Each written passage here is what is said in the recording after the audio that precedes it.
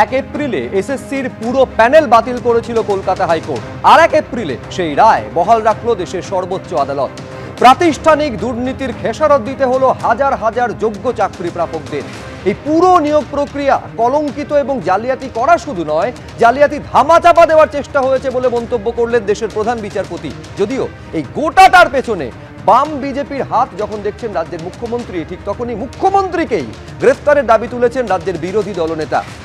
এই রাজনৈতিক চাপানোতরের মধ্যে সবথেকে বড় প্রশ্ন, এই ব্যাপক দুর্নীতি, এই দুর্নীতির কারণে এত চাকরি চলে যাওয়া, তার দায় সরকার কোনোভাবে কি অস্বীকার করতে পারে? নিঃসন্দেহে সবথেকে বড় প্রশ্ন। এই আলোচনায় বারে বারে আপনাদের সামনে রাখবো, কিন্তু শুরুতে আজকের গুরুত্বপূর্ণ বিষয়। সুপ্রিম কোর্টেও বাতিল প্রায় 26,000 চাকরি, 3 মাসের মধ্যে নতুন নিয়োগ, স্পষ্ট নির্দেশ দিয়েছে দেশের সর্বোচ্চ আদালত। ব্যাপক জালিয়াতি করে ধামাচাপার চেষ্টা, পুরো নিয়োগ প্রক্রিয়া কলুষিত, মন্তব্য প্রধান বিচারপতির। যখন প্রধান বিচারপতি নির্দেশ দিচ্ছেন এবং তিনি যখন অপারেটিভ পার্ট পড়ছেন, এই মন্তব্য করেছেন তিনি। প্রাতিষ্ঠানিক দুর্নীতির খেসারত যোগ্যদের, কান্নায় ভাঙলেন চাকরি হারারা। আজকে শুধু চোখের জল দেখা গিয়েছে। দিনের পর দিন তারা যোগ্যতার নিরিখে তারা চাকরি পেয়েছেন, বিশ্বাস তারা রেখেছিলেন যে তাদের চাকরি হারাবে না, কিন্তু তারপর যখন এই ছবি দেখা যাচ্ছে, মাথায় আকাশ ভেঙে পড়েছে। এই রায় মানি না, বিশ্বাস করি এটা বিজেপি সিপিএম করিয়েছে। বিরোধীদের নিশানা করছেন রাজ্যের মুখ্যমন্ত্রী, স্পষ্ট বলছেন বাংলাকে টার্গেট করা হচ্ছে। অযোগ্যদের বাঁচাতে যোগ্যদের বলি, মুখ্যমন্ত্রীর গ্রেফতারি দাবি করছেন শুভেন্দু অধিকারী। সোশ্যাল মিডিয়ায় পোস্ট এবং তারপর একেবারে সাংবাদিক বৈঠক করে এই মন্তব্য করছেন রাজ্যের বিরোধী দলনেতা। অভিজিৎ গঙ্গোপাধ্যায় থেকে বিকাশ রঞ্জন ভট্টাচার্য, চাকরি বাতিল নিয়ে মমতার কাজ করায় বাম বিজেপি, একযোগে বিরোধীদের নিশানা করছেন রাজ্যের মুখ্যমন্ত্রী। ওদের কথা শুনবো, 7 তারিখ নেতাজি ইন্ডোরে থাকবো, বঞ্চিত চাকরি প্রার্থীদের বার্তা মমতার। মুখ্যমন্ত্রী বলছেন বঞ্চিত চাকরি প্রার্থীদের সংগঠন তারা 7 তারিখ নেতাজি ইন্ডোরে কর্মসূচি ডেকেছে, সেই কর্মসূচিতে তিনি উপস্থিত থাকবেন, পাশে থাকার বার্তা দিচ্ছেন। সুপার নিউমারি নিয়ে কি সিবিআই তদন্ত বহাল? 8 এপ্রিল শুনানি সুপ্রিম কোর্টে। সিবিআই তদন্তের নির্দেশ কলকাতা হাইকোর্টের ডিভিশন বেঞ্চ দিয়েছিল। কি হবে সেই রায়ের? 8 তারিখ গোটা বিষয়টা সম্ভবত পরিষ্কার হয়ে যাবে। কিন্তু সব থেকে বড় খবর আজকের দিনে আপনাদের বলবো, 2016 এসএসসির পুরো প্যানেল বাতিল। যে রায় দিয়েছিল হাইকোর্ট, সেই রায় বহাল রাখলো দেশের সর্বোচ্চ আদালত। 25,752 জনের চাকরি চলে গেল। হাইকোর্টের রায়কেই মান্যতা দিল দেশের সর্বোচ্চ আদালত। এই নিয়োগ দুর্নীতি মামলায় বড় সড় ধাক্কা তৃণমূল সরকারের। শিক্ষক এবং অশিক্ষক কর্মী মিলিয়ে 25,752 জনের চাকরি চলে গেল। অযোগ্যদের দুর্নীতির মাসুল যোগ্যদেরও গুনতে হলো। সব থেকে দুর্ভাগ্যের বিষয় এইটা, পুরো বাছাই প্রক্রিয়া কলঙ্কিত এবং তার সমাধানের বাইরে বলে মন্তব্য করছেন দেশের প্রধান বিচারপতি। তিনি আরো বলছেন, বৃহত্তর পরিসরে জালিয়াতি হয়েছে। দুর্নীতি ধামাচাপা দেওয়ার চেষ্টায় পুরো নিয়োগ প্রক্রিয়ায় অপূরণীয়ভাবে কলুষিত হয়েছে বলে মন্তব্য করছেন দেশের প্রধান বিচারপতি। কিন্তু এই মুহূর্তে সব থেকে বেশি গুরুত্বপূর্ণ হচ্ছে যারা চাকরিটা হারালেন। এই দুর্নীতির জন্য যোগ্য হওয়া সত্ত্বেও আজকে যাদের চোখের জল ফেলতে হচ্ছে, তারা কি বলছেন আমি সরাসরি জানবো, কথা বলবো। আমাদের প্রতিনিধি সৌমিত্র রায় রয়েছেন এখানে। আমি বলছি, সৌমিত্র, নিঃসন্দেহে একটা প্রাতিষ্ঠানিক দুর্নীতির খেসারত যে এভাবে তাদের দিতে হবে, স্বপ্নেও তারা কখনো কল্পনা করেননি। কি বলছেন, এরপর তারা কি করবেন? একদমই তাই। অনেক স্বপ্ন নিয়ে তারা সরকারি চাকরি পেয়েছিলেন, সরকারি চাকরি পাওয়ার জন্য পরীক্ষা দিয়েছিলেন এবং তারপর চাকরি হারাতে হয়েছে। সকাল থেকে দুপুর গড়িয়ে এখন বিকেল সন্ধে হয়ে গেছে, তারা খোলা আকাশের নিচে শহীদ মিনারে বসে রয়েছেন। তাদের মাথার উপরে যেন আকাশ ভেঙে পড়েছে, তারা চোখে অন্ধকার দেখছেন। শুভ্রজিৎ, আগামীকাল থেকে তারা কি করবেন? কারোর বাড়িতে কারোর ইএমআই চলছে ব্যাংকে, কারোর বাড়িতে অসুস্থ বাবা মা রয়েছে, কিভাবে সংসার চালাবেন তারা ভেবে উঠতে পারছেন না। আমার সঙ্গে রয়েছেন সেই চাকরি হারারা, তাদের সঙ্গে কথা বলবো। আজকে যে সুপ্রিম কোর্টের নির্দেশে 26,000 চাকরি বাতিল হয়ে গেল, আপনি চাকরি করতেন, কাল থেকে কি করবেন? কতটা অনিশ্চয়তা মোড়া হয়ে গেল আপনার জীবন? দেখুন, ভীষণ অনিশ্চয়তার মধ্যে পড়লাম, ভীষণভাবে। কেন কি, আমার একজন বৃদ্ধা মা আছে, সে হার্টের পেশেন্ট, তাকে জীবনদায়ী ওষুধ না খাওয়ালে তার কি পরিণতি হবে আমরা জানি না। বাবা বৃদ্ধ, আমার একটা ছোট্ট কন্যা সন্তান আছে, সবে স্কুলে যেতে শুরু করেছে, 2.5 বছর বয়স। তার ভবিষ্যৎ নিয়ে আমি কি করব? আমাদের যে পরিবার পরিজন, তাদেরকে আমি একমাত্র আর্নিং মেম্বার, তাহলে তাদেরকে কি হবে পরিণতি আমরা কিন্তু কোনোভাবে আমরা জানি না। গতকাল পর্যন্ত স্কুল করেছি, সুন্দরভাবে স্কুল করেছি, গতকালকে গিয়ে বাড়িতে দেখছি যে এরকম বিচার, আর আজকে সকালবেলায় আমাদের চাকরি নেই। মুখ্যমন্ত্রী মমতা বন্দ্যোপাধ্যায় বলেছেন যে 7 তারিখ আপনাদের সঙ্গে নেতাজি ইন্ডোরে দেখা করবেন। এই যে মুখ্যমন্ত্রী আশ্বাস দিয়েছেন, তাতে কি আপনারা আশ্বস্ত হচ্ছেন এই দেখা করার কথা বলাতে? মাননীয় মুখ্যমন্ত্রী কেন দেখা করতে বলেছেন আমরা ঠিক জানি না। এ নিয়ে আমাদের নেতৃবৃন্দ আছেন, তারা পুরো ব্যাপারটা আলোচনা করবেন, করে তারা যেটা সিদ্ধান্ত নেবেন। তবে আপাতত আমাদের কাছে সেটা বিষয় নয়। যেখানে আমাদের সিবিআই একটা নির্দিষ্ট করে দিয়েছিল যে কারা টেন্টেড কারা নন টেন্টেড, সেটা জমা দেওয়ার পরেও কি করে এই সিদ্ধান্ত হলো সেটাই আমাদের কাছে এখন একেবারে আমি বলছি নিঃসন্দেহে বা আতান্তরে পড়েছেন তারা। আমি বলছি কেন বারে বারে এই কথাটা বলছি যে যোগ্যদেরকে খেসারত দিতে হচ্ছে এই দুর্নীতির কারণে। আপনি কল্পনা করতে পারেন রবীন্দ্রভারতী বিশ্ববিদ্যালয়ের টপার রাজ্যপালের কাছ থেকে স্বর্ণপদক পেয়েছেন, তাকে নাকি এই দুর্নীতির জন্য তার চাকরি পর্যন্ত চলে যাচ্ছে। তিনি বলছেন যে আমি যে যোগ্য, আর কিভাবে প্রমাণ করব আমি যোগ্য। স্বর্ণপদক প্রাপ্ত তিনি, দেখুন কি বলছেন। 16 সালের এসএলএসটি জয়েনিং, 18 সালে ফার্স্ট কাউন্সিলিং এ আমার চাকরি। আমার ইমোশনাল আউটবার্সটা হয়তো খুব বেশি হবে, কারণ আমার বাবা মা আমার উপর ডিপেন্ডেন্ট। আজকে দিনের পর আমি জানি না যে আমার কি হবে। আমি একমাত্র সন্তান আমার বাবা মায়ের। তো আমি স্কুলে সেরকম একটা খবর পেয়ে আমি ভীষণভাবে ভেঙে পড়েছি। আপনি কতটা যোগ্য? আমি অবভিয়াসলি, কারণ আমি ইউনিভার্সিটি টপার। আমি রবীন্দ্রভারতী ইউনিভার্সিটি থেকে মাস্টার্স কমপ্লিট করেছি। আমি স্নাতক স্তরে আমি ইউনিভার্সিটি টপার, আমি ফার্স্ট ক্লাস ফার্স্ট। আমি গভর্নরের কাছ থেকে গোল্ড মেডেল নিয়েছি। তারপরে যদি আমাকে প্রমাণ করতে হয় আমি যোগ্য কি অযোগ্য, আমার কিছু বলার নেই। এত বড় মানসিক একটা কাজ, এত বড় অপমান সামাজিক, কিভাবে মেনে নিয়ে গিয়ে চলবো জানি না। আমি মানসিকভাবে ভীষণভাবে ভেঙে পড়েছি। বলছি এর থেকে দুর্ভাগ্যের কিছু হতে পারে না। First class first, university topper, gold medallist, তার চাকরি চলে যাচ্ছে। আমি এইখানে শুরুতেই বিক্রম বন্দ্যোপাধ্যায়ের কাছে আসবো। আমি একটা সংশয়ের জায়গা থেকে আসি শুরুতেই। বিক্রম, এটা সকাল থেকে অনেকেই এই প্রশ্নটা তুলছেন। একেবারে সুপ্রিম কোর্ট তার রায়ে স্পষ্ট করে দিচ্ছে যারা টেন্টেড, যারা একেবারে অযোগ্য, তাদের সবার চাকরি তো গিয়েছে এবং তাদের টাকাটা ফেরত দিতে হবে। এবার কতজন টেন্টেড, এসএসসির তরফ থেকে একটা তালিকা 5,400 বা তার আশেপাশে দেওয়া হচ্ছে। এবার 5,400 যদি প্রায় 26,000-এর মধ্যে অযোগ্য হয়, তার মানে এটা ধরে নেওয়া যেতে পারে যে বাকিরা যোগ্য। এইখানেই তো তাহলে যোগ্য অযোগ্য সেগ্রিগেশন হয়ে যাচ্ছে। তাহলে পুরো প্যানেল বাতিল কেন? না, এটা হচ্ছে না। তার কারণ হলো আমরা যখন সুপ্রিম কোর্টে যে লিস্টটা দিয়েছিলাম সেটা 10,750-এর লিস্ট দিয়েছিলাম সুপ্রিম কোর্টের কাছে। তো লাইভ স্ট্রিমিংয়ে সবাই দেখেছে, আমরা এটা জমা করেছিলাম। সেন্ট্রাল ব্যুরো অফ ইনভেস্টিগেশন যেটা তদন্ত করে পেয়েছে, সেখানে অ্যারাউন্ড 9,500 মতো ইলিগ্যালিটি আছে, যেটা সেন্ট্রাল ব্যুরো অফ ইনভেস্টিগেশন তাদের লিস্টে সুপ্রিম কোর্টের কাছে দিয়েছিল। এগুলো তথ্য। স্কুল সার্ভিস কমিশন হ্যাঁ এটা 5,500 দিয়েছে, কিন্তু সেই 5,500 লিস্টের মধ্যে প্যানেল এক্সপায়ার করে গেছে এবং তারপরে চাকরি করছে, এই সংখ্যাটা তারা বাদ দিয়ে হিসাব করেছে। আরও কিছু সংখ্যা আছে স্কুল সার্ভিস কমিশন তারা মনে করছে সেগুলো ইলিগ্যালিটি নয়, কিন্তু সেগুলো বেসিক ইলিগ্যালিটি, কারণ প্যানেল 1 বছরের জন্য ভ্যালিড। তার পরবর্তীকালে সেই এক্সপায়ার্ড প্যানেল থেকে কোনো অ্যাপয়েন্টমেন্ট হতে পারে না।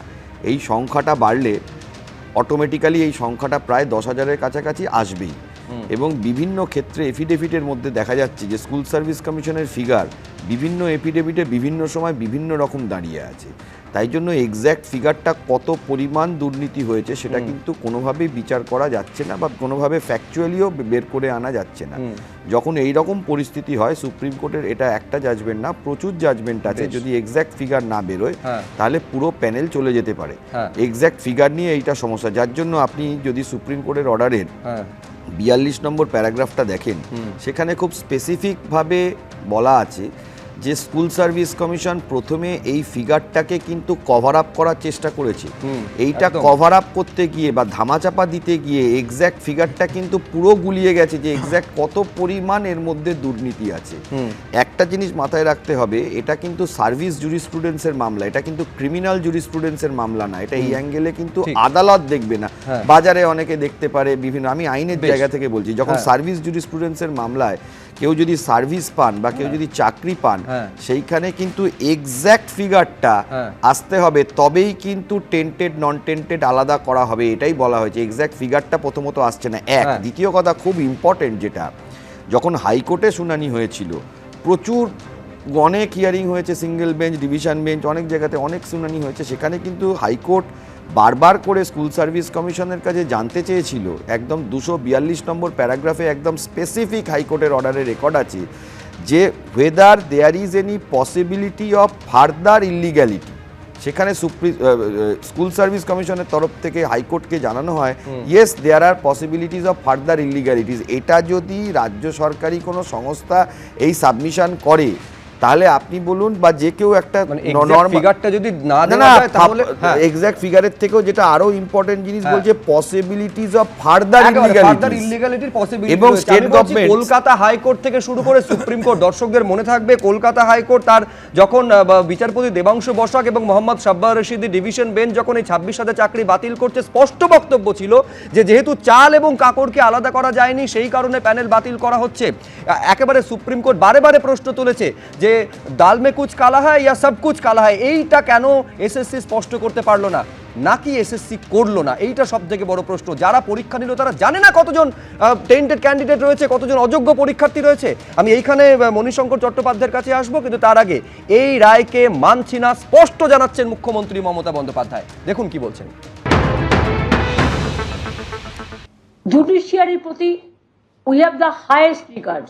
আমি কিন্তু জাজকে রেসপেক্ট করে বলছি, আমি জাজমেন্টটা মেনে নিতে পারছি না।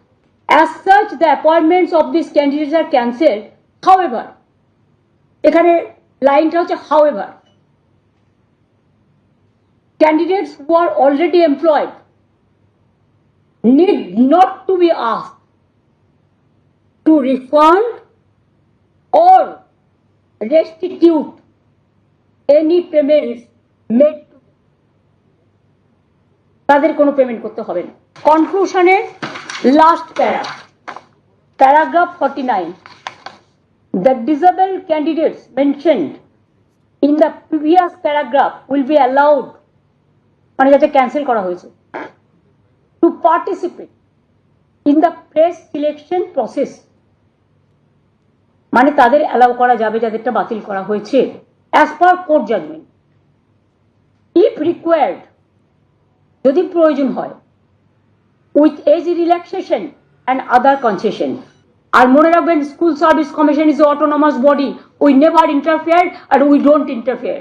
এবং অলরেডি এডুকেশন মিনিস্টারকে বলেছি যে স্কুল সার্ভিস কমিশন যেটা অটোনমাস অর্গানাইজেশন, তাদের আমাদের ফিলিংসটা জানাতে, what they will do it is their decision, but আমাদের ফিলিংসটা জানাতে যে 3 মাস যখন কোর্ট টাইম দিয়েছে, 3 মাসের মধ্যেই প্রসেস করে কোর্টের ভার্ডিক্ট মেনেই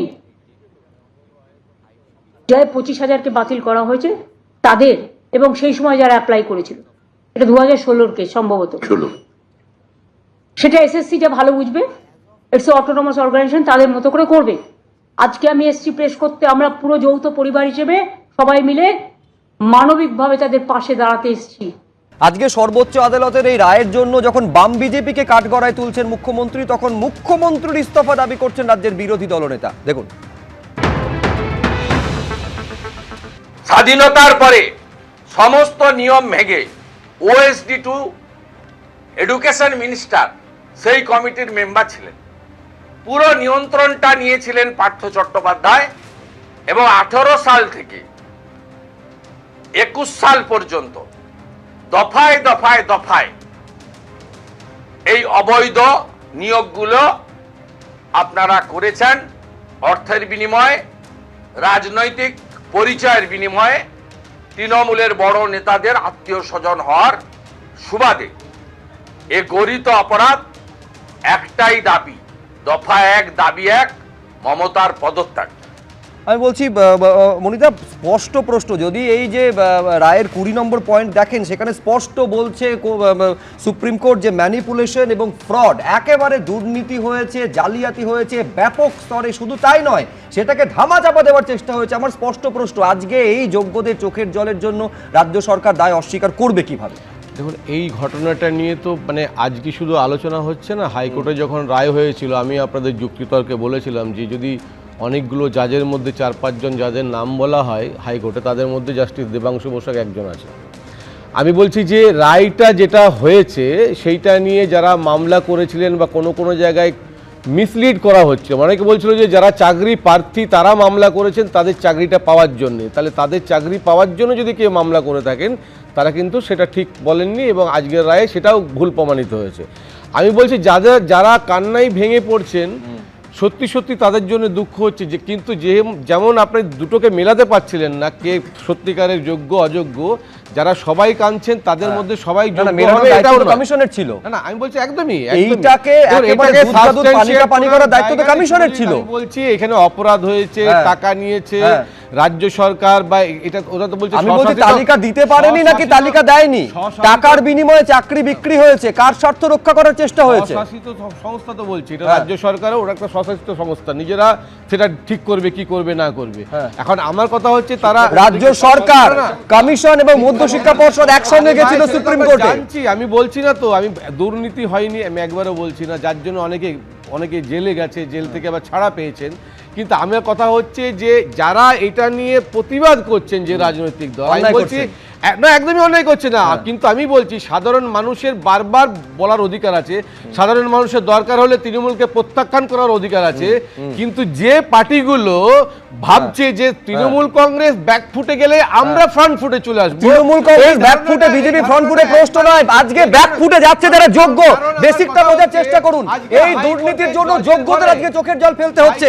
আমার স্পষ্ট প্রশ্ন, এই যদি কলকাতা হাইকোর্ট না থাকতো, এই যদি সুপ্রিম কোর্ট না থাকতো, এই দুর্নীতি কোন স্তরে হয়েছে, কোন লেভেলে গিয়েছে, জীবনে সামনে আসতো?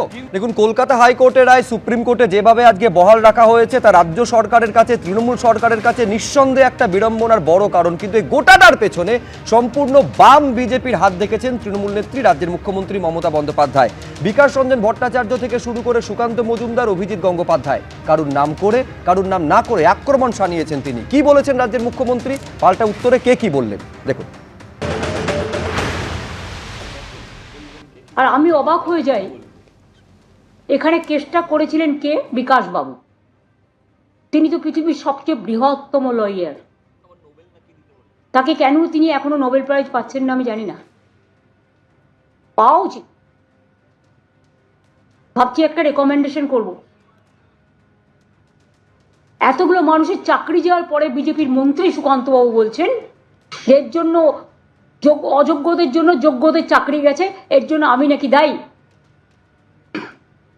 তো আপনারা প্রথমে যখন কেস করলেন একবার ভাবলেন না কারা যোগ্য আর কারা অযোগ্য? সেটা তো গভর্নমেন্টকে ভাবতেও দিলেন না। আপনারা নিজে যোগ্য তো? সবসময় বাংলাকে কেন টার্গেট করা হবে? কি দোষ করেছে বাংলার ছেলে মেয়েরা? কি দেশ করেছে বাংলার স্টুডেন্ট ইউথরা? আমার তো এখনো 1 লক্ষ চাকরি ভ্যাকেন্সি আছে স্কুলে, কলেজে। শুধু এই কেসটার জন্য আমরা করতে পারছিলাম না। The matter was sub judice. হাইকোর্টে এই ভার্ডিক্টটা প্রথম দিয়েছিলেন বিজেপির একজন, যিনি এখন এমপি হয়েছেন, জাজমেন্ট জুডিশিয়ারি ছেড়ে দিয়ে বিজেপির এমপি হয়েছে, গাঙ্গুলি না ডাঙ্গুলি, আমি ঠিক জানি না তার আসল নামটা, পরে জেনে নেব। সরি। আজকে তারা কোন মুখে বড় বড় কথা বলে? তাদের দায়বদ্ধতা নেই, দায়বদ্ধতা ছিল না, এবং আমি বিশ্বাস করি এটা বিজেপি করিয়েছে এবং সিপিএম করিয়েছে। এর জবাব তারা আগামী দিন ভালোভাবে পাবেন। Somebody is to bail the cat. This is the right time, and that's why this warning bell to CPM and BJP party, কারো চাকরি দেওয়ার ক্ষমতা নেই, কেড়ে নেবেন না। দিলেন না কেন? আমি তোকে বলেছিলাম মিষ্টি খাওয়াবো, কিন্তু চিরকুটে চাকরির ব্যবস্থা নিয়ে এখনো নিতে পারেন তো, বাধা দিয়েছে, কেউ বুঝতে পারি না। আর যখন ওর দুর্নীতি ধরা পড়ে তখন উনি চাইছেন বাম আমলের চিরকুট। ওহে মহিলা, আপনি সেই চিরকুট ধরে ধরে একটা ব্যবস্থা নিন, কেউ আটকা দেবেন। আমি তো সবসময় বলি যে লোকে বিপদে পড়লে ভগবানের স্মরণ নেয়, তৃণমূল এবং মমতা বিপদে পড়লেই বিকাশ এবং সিপিএমের স্মরণ নেয়। এই জন্য উনি কি বলছেন তা দিয়ে তো ভাবনা চিন্তা করে লাভ নেই। ও আমাকে স্মরণ করতে পারে ঘুম থেকে উঠে ঘুমার সময়, আমি ওকে আশীর্বাদ দিতে পারবো না। আমার এখন একটাই ওর পক্ষে আশীর্বাদ যে আগামী দিনে ওকে জেলে থাকতে হবে, সেই ব্যবস্থাটা করা তৈরি হচ্ছে। ক্যাবিনেট যদি সিদ্ধান্ত নেয়, সেখানে বলে যে যারা দুর্নীতিগ্রস্তভাবে চাকরি গেছে তাদের চাকরি দেওয়ার জন্য আমি সিদ্ধান্ত করছি, সরকারি পয়সা খরচ করে নতুন পদ তৈরি করছি বেআইনিভাবে, সেটা তো আরও বড় দুর্নীতি, এবং সেটা তো সুপ্রিম কোর্ট বিচার করবেন বলে ভিন্নভাবে রেখেছেন। প্রথম মামলা করেছিলেন, আমি ভাবছি নোবেল প্রাইজের জন্য ওর নাম রেকমেন্ড করব। খুব ভালো করে করুন না, কোনো আপত্তি নেই। অন্ততপক্ষে ও জীবনে একটা সৎ কাজ করবে, সেই সৎ কাজটা করুন।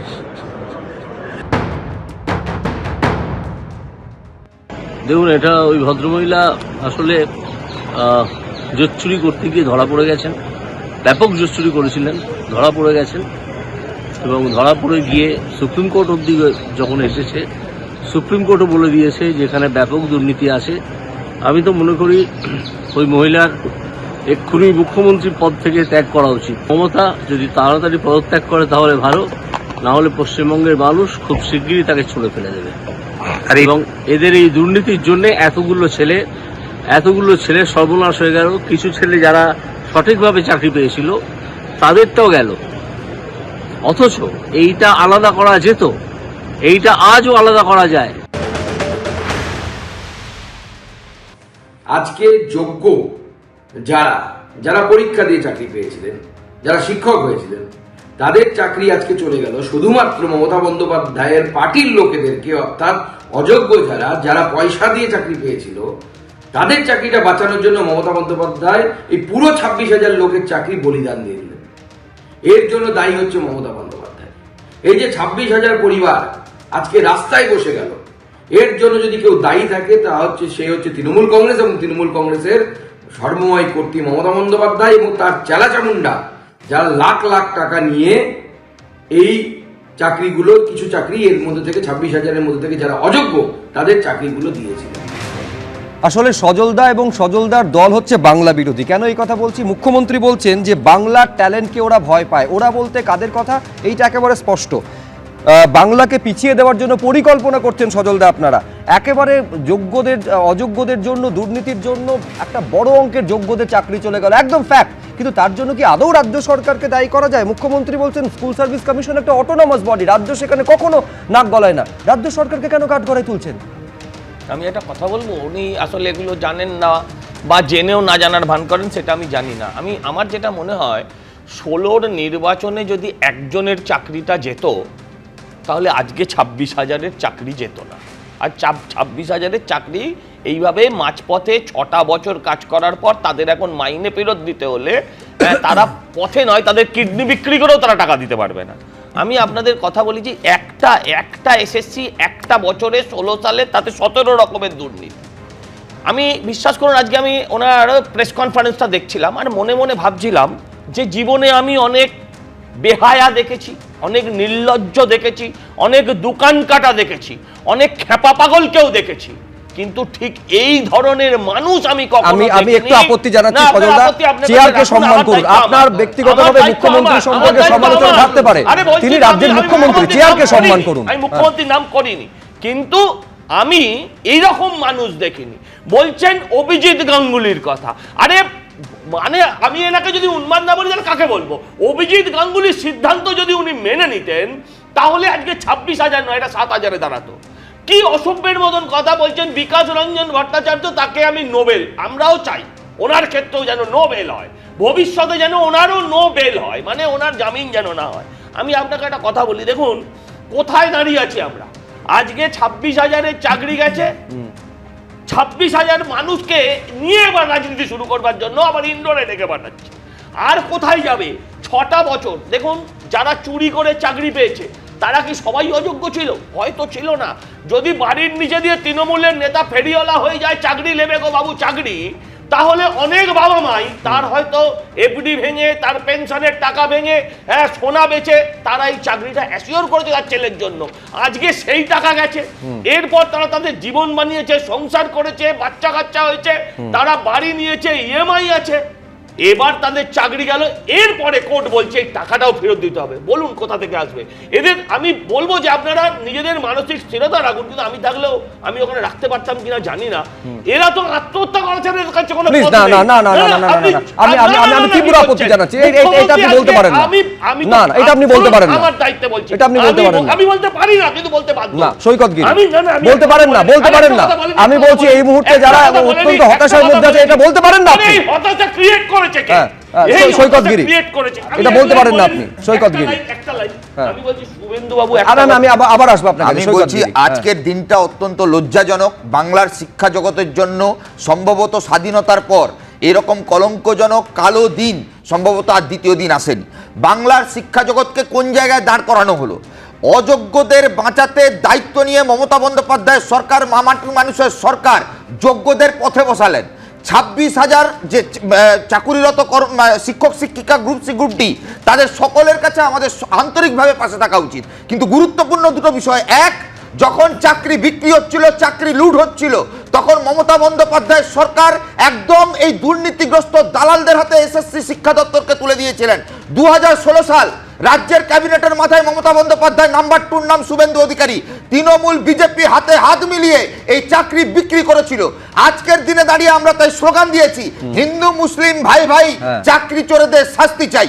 গোটা রাজ্য সব বুঝলাম, একবার চিরকুটে চাকরির কথাটাও বলো। চিরকুট আমি বলছি তো, বিকাশ বাবু বলেছেন লিখে দেওয়া হতো, সেই মতন চাকরি হতো। 34 বছরে একটা কোন চাকরি বিক্রির অভিযোগ বা দুর্নীতির প্রমাণ আদালত তো করতে পারেনি, কোর্টও করতে পারেনি, এমনকি আমি আপনাকে বলছি কাউকে ঘটিবাটি বিক্রি করে চাকরি করতে হয়নি। আমরাই 34 বছর এসএসসি করতে পেরেছিলাম, একটা চাকরি কারোর বাতিল করার হিম্মত হয়নি। আর আজকে 26,000, সুব্রতা 26,000 মানে একটা সংখ্যা নয়, এর বাইরে আরো 2.5 লক্ষ হয়তো পরীক্ষার্থী তারা যোগ্য হওয়া সত্ত্বেও হয়তো চান্স পেল না। আজকে কাদের বাঁচাতে? অযোগ্যদের কোনো দোষ নেই, অযোগ্যদের বাধ্য করা হয়েছে টাকা দিতে। আজকে মমতা বন্দ্যোপাধ্যায় মিডিয়ার সামনে এসে মিথ্যাচার করছেন। মাননীয় মুখ্যমন্ত্রী জেনে বুঝে বাংলার এই 26,000 যে প্রতারিত মাস্টারমশাই তাদের সঙ্গে আবার একবার বেইমানি করছেন। উনি বলতে পারছেন না যে চাকরি চোরেদের ধরেননি উনি। ভুলিয়ে দেওয়ার মতো কথা শুভজিৎ আমি বলতে চাই এখানে, যে একজন এখন যা পরিস্থিতি তাতে এই বিক্রম রাও আছে, সুপ্রিম কোর্টের প্রধান বিচারপতি বলছে এমন জায়গায় দাঁড়িয়ে আছি আলাদা করা যাচ্ছে না। আমি জানি মানে once in a justice, justice for ever. আমি জানি এখন অভিজিৎ গাঙ্গুলি এখনো তাকে জাস্টিসই বলা হবে যেহেতু ফর এভার। তিনি বলছেন আলাদা করা যেত, সুপ্রিম কোর্টের প্রধান বিচারপতি বলছে আলাদা করা যেত না। এটাও কি মানুষকে একটা গুলিয়ে দেওয়ার প্রচেষ্টা? আলাদা করা যেত, আলাদা করার দায়িত্বটা যার ছিল তারা আলাদা করলো না কেন? আমি বলছি যে একেবারে মূল প্রশ্নটা হচ্ছে যে আলাদা করার জন্য যোগ্য অযোগ্যের তালিকা দেওয়ার জন্য পর্যাপ্ত সময় কি রাজ্য সরকার পায়নি? একেবারে কলকাতা হাইকোর্ট থেকে শুরু করে সুপ্রিম কোর্ট। তার কারণ মুখ্যমন্ত্রী নিজে বলছেন যে আরেকটু চান্স দেওয়া যেত। কি বলছেন মমতা বন্দ্যোপাধ্যায় দেখুন। ইভেন আরেকটা কথা, আপনারা যাদের টেন্টেড বলে দিচ্ছেন, আমাদের কাছে তো কোনো ডকুমেন্ট নেই, কারণ আমাদের যদি স্টাডি করতে দিত আমরা নয় খুঁজে বের করতে পারতাম। আত্মরক্ষার জন্য তো একটা সুযোগ দেওয়া উচিত। এতগুলো টিচারের ভবিষ্যৎ ভুলে যাবেন না, এরা সবাই স্কুলে পড়ায়। স্কুলগুলোর কি হবে? এডুকেশন সিস্টেমটাকে কোলাপস করা কি বিজেপি গভর্নমেন্টের টার্গেট? আমার উদ্বেগের জায়গাটা রবীন্দ্রনাথ বাবু আরো একটা জায়গায়, সেটা হচ্ছে নিঃসন্দেহে 26,000 চাকরি চলে যাওয়া মানে শিক্ষা ব্যবস্থার ক্ষেত্রে একটা বিরাট বড় ভ্যাকিউম তৈরি হওয়া। মানে অনেকে এইরকম বলছেন যে ঘন্টা বাজানোর পর্যন্ত স্কুলে লোক পাওয়া যাবে না। আমি এইখানে আপনার কাছে আসতে চাইছি, আমি বলছি ব্যক্তিগত জীবনে বলুন বা সমাজ জীবনে বলুন, যারা যোগ্য এবং এই দুর্নীতির জন্য যাদের খেসারত দিতে হলে আপনি ভাবতে পারেন শুধুমাত্র আর্থিকভাবে তাদের উপর বিরাট প্রভাব পড়লো তা নয়, এই যোগ্য চাকরি প্রাপকদের যোগ্যতাকে প্রশ্নের চোখে, সন্দেহের চোখে সাধারণ মানুষ, পাড়ার লোকেরা সবাই দেখবেন এরপর থেকে কোন দিকে যাচ্ছে গোটা বিষয়। মুখ্যমন্ত্রী বলছেন যে পর্যাপ্ত সুযোগ পর্যন্ত দেওয়া হয়নি। দেখুন, আজকে সত্যি বাংলার ইতিহাসে একটা ভীষণ কালো দিন। এই যে যোগ্য যারা তারা অসহায়, অযোগ্যরা আরও বেশি অসহায়, কারণ তাদের টাকা গেছে, তাদের সেই টাকা আবার যে টাকা তারা মাইনে হিসেবে পেয়েছে হয়তো সেই টাকা তো এখনো 15 লক্ষ টাকা শোধও হয়নি, যে টাকা দিয়ে চাকরি পেয়েছিল তাকে 12% ইন্টারেস্টে আবার সেই টাকা ফেরত দিতে হবে। এই রকম একটা অবস্থায় এইরকম অসহায়তা আমি দেখিনি। কিন্তু আমি আমি এই মেয়েটিকে দেখলাম যে রবীন্দ্রভারতীর প্রথম হয়েছিল।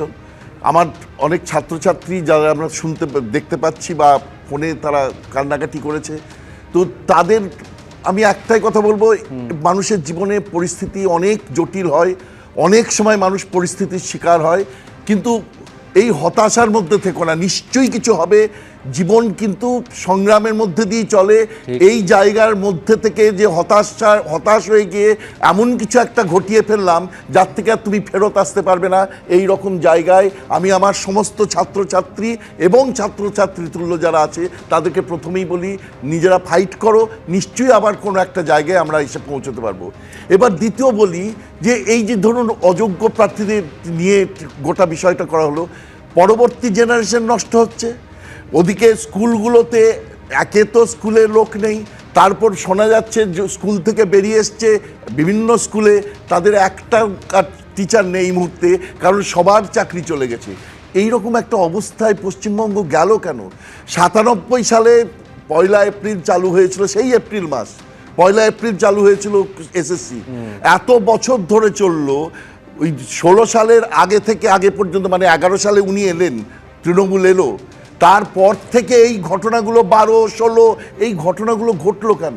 তার আগে তো একটা ঘটনা নিয়ে এইরকম ঘটনা ঘটেনি যে সারা দেশের মাধ্যম বলছে, আমি শুনছি, আমাকে বিভিন্ন জায়গায় লোকজন বলছে যে শুধু এরাই যে সন্দেহের চোখে দেখা হচ্ছে তা নয়, অন্য যারা চাকরি করতে গেছে তাদেরকে পর্যন্ত বলছে তোমরা তো টুকে পাস করা লোক, তোমরা তো পাস করেছো অন্যভাবে, অন্য সার্ভিসে আছে, যে সার্ভিসগুলোর সঙ্গে শিক্ষার কোনো সম্পর্ক নেই, কর্পোরেট ওয়ার্ল্ডে আছে, তাকেও সন্দেহের চোখে দেখছে লোকে।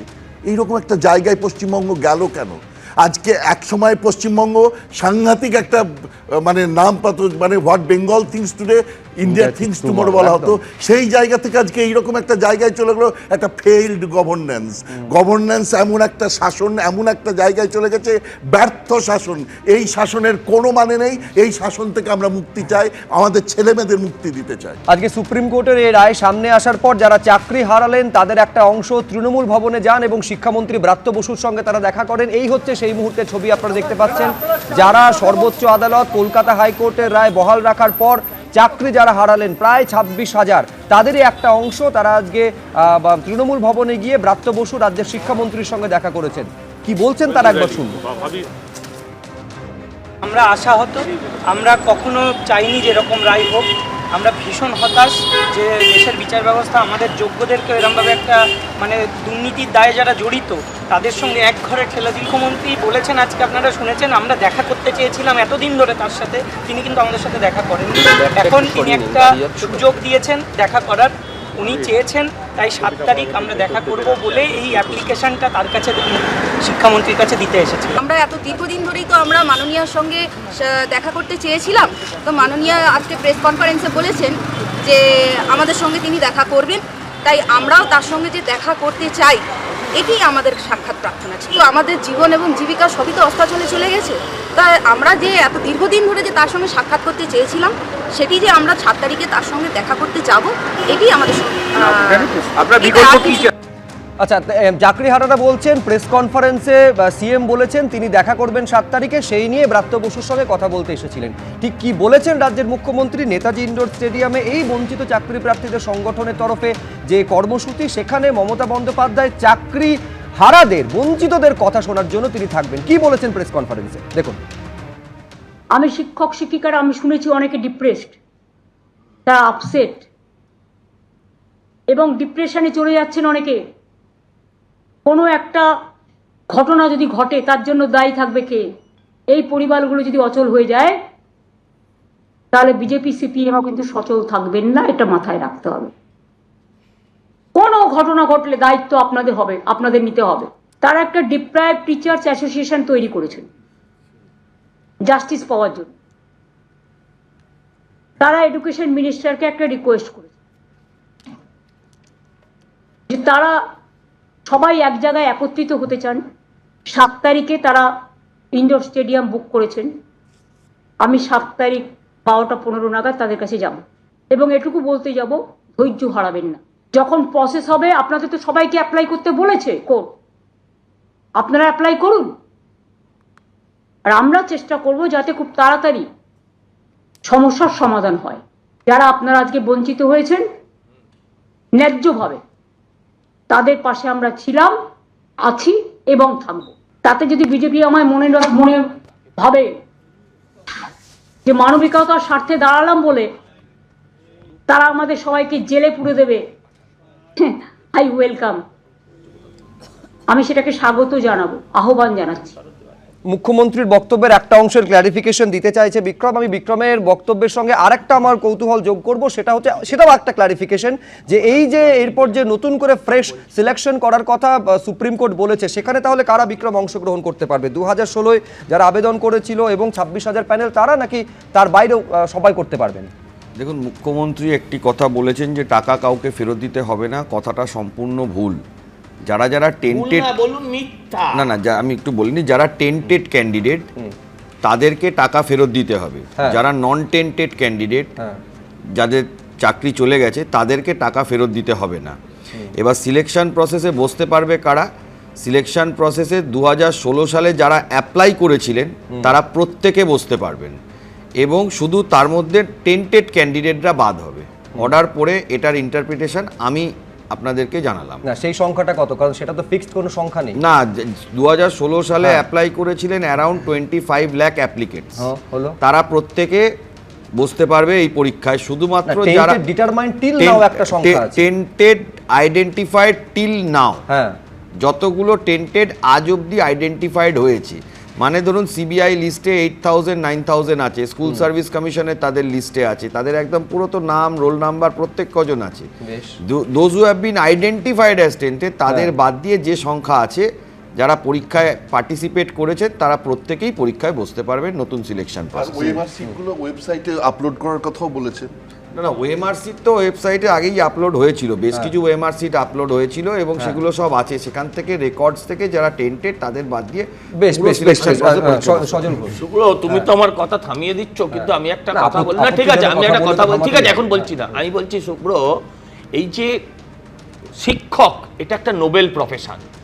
পাড়ায় মাস্টার মশাই যদি কোনো কথা বলে দিতেন সেটাই কিন্তু শেষ কথা হতো, যে কোনো পাড়ার কলহ পাড়ার সমস্যা মাস্টার মশাইয়ের কথা। আমি বলছি এই প্রফেশনটাকে কোথায় নামিয়ে নিয়ে এসছে আপনি আমায় বলুন। এখনো অবধি তো শুধু এটা এসএসসি হলো, এরপরে প্রাইমারি আছে, হ্যাঁ এরপরে টেট আছে, পরের বড় মামলা আছে। আপনি আমাকে বলুন, আজকে যদি একটা 35-40 বছরের মাস্টার মশাই দেখে, তাকে মানুষ সন্দেহের চোখে দেখে। কোনো মেয়ের বাবা তাকে বিয়ে দিতে চায় না, জিজ্ঞাসা করে তুমি সিবিআই ভেরিফাইড কিনা, তোমার ওএমআর সিট নিয়ে এসো। আজকে এই জায়গায় নিয়ে এসছে একটা নোবেল প্রফেশনকে।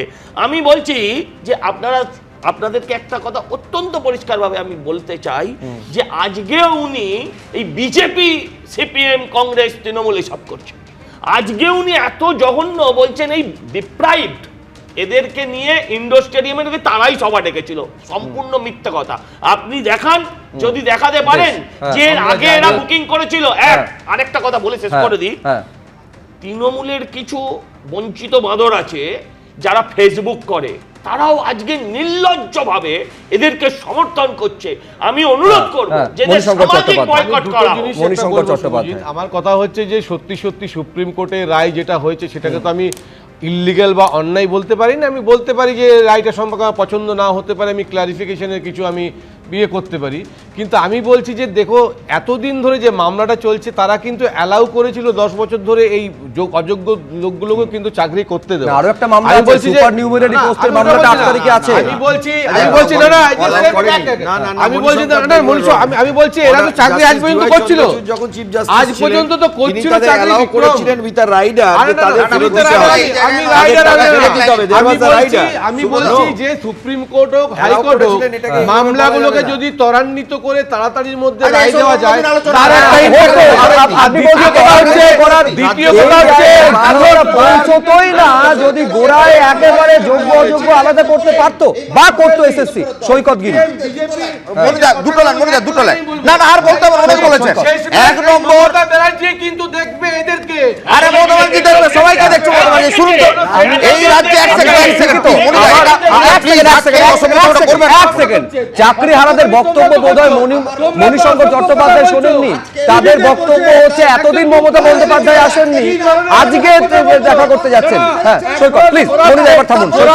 যদি সুপ্রিম কোর্ট হয় বলে আপনাকে অসভ্যতামির কথা বলার মুখ্যমন্ত্রীকে এই ধরনের কথা বলার অধিকার দেওয়া হয়, একজন দুর্নীতি করলে তার জেল হবে, দুর্নীতি করলে তার ফাঁসি হবে, কিন্তু আপনাকে অসভ্য কথা বলার কে বলেনি?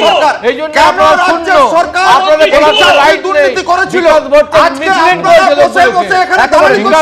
সব থেকে বড় প্রশ্ন হচ্ছে আজকে আমাদের বক্তব্য প্রথম দিনে যা ছিল আজকেও তাই ছিল। 26,000 চাকরি প্রাপকদের যে একেবারে চাকরি আজকে চলে গেল, তার দায় রাজ্য সরকার, রাজ্যের স্কুল শিক্ষা দপ্তর, কমিশন থেকে শুরু করে মধ্যশিক্ষা পর্ষদ, তারা এড়ায় কিভাবে? তাদের দায়িত্ব কে নেবে? এইটা হচ্ছে সব থেকে বড় প্রশ্ন। কেন একটা চাকরি দুর্নীতি মুক্ত হবে না?